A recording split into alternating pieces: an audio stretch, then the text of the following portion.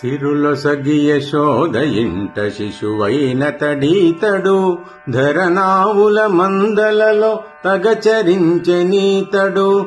సిరులొసగి యశోద ఇంట శిశువైనతడీతడు, ధరనావుల మందలలో తగచరించెనీతడు.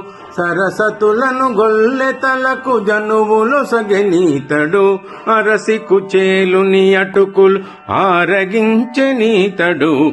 సరసతులను గొల్లెతలకు జనువులొసగెనీతడు, అరసి కుచేలుని అటుకులు ఆరగించెనీతడు. అందరికాధారమైన ఆది పురుషుడీతడు, విందై మున్నారగించె విదురుని కడనీతడు. అందరికాధారమైన ఆది పురుషుడీతడు.